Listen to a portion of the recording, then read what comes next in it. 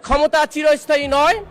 সংখ্যা আপনি যদি প্রকৃত ন্যায়পরায়ণ শাসক হতে চান, আপনাকে নিউট্রাল নিরপেক্ষ হতে হবে এবং আপনার দলের জনগোষ্ঠীকে কন্ট্রোল করতে হবে। গণতন্ত্র শুধু সংখ্যা নয়, এটা একটা নীতি, স্বচ্ছতা, জবাবদিহিতা এবং বিরোধীদের কণ্ঠকে স্পষ্ট বয়ান দেওয়ার সুযোগ করে দেয়। 935 খ্রিস্টাব্দে নিজামুল মুলক তার একটা বই লিখেছিলেন সিয়াসিয়াতনামা।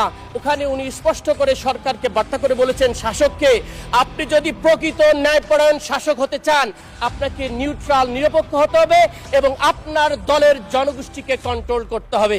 মাননীয় স্পিকার, এইটাকে সামনে রেখে আমি 5টা কথা বলতেছি, আমাকে 1 মিনিট সময় বাড়িয়ে দিবেন।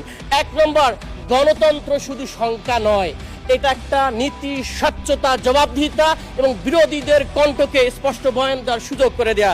মাননীয় স্পিকার, 2 নম্বর, বাংলাদেশের সার্বভৌমত্ব শুধু সীমানায় নয়, অর্থনৈতিক সার্বভৌমত্ব, রাজনৈতিক সার্বভৌমত্ব এবং আধিপত্য বিরোধীর একটা কালচার আর বাংলাদেশি কালচার থাকা দরকার। মাননীয় স্পিকার, সর্বশেষ বলতে চাই, প্রতিষ্ঠান যদি না টেকে বাংলাদেশ রাষ্ট্র টিকবে না, সরকার টিকবে হয়তো। এই প্রতিষ্ঠানের স্বচ্ছতার জন্যই এই জুলাই অভ্যুত্থান, জুলাই সনদ, এই রিফর্মটাকে, মিশনটাকে নেওয়া হয়েছে। মাননীয় স্পিকার, সুতরাং আমি চাই আপনারা এই জুলাই সনদের স্বচ্ছতার সহিত বাস্তবায়ন করবেন।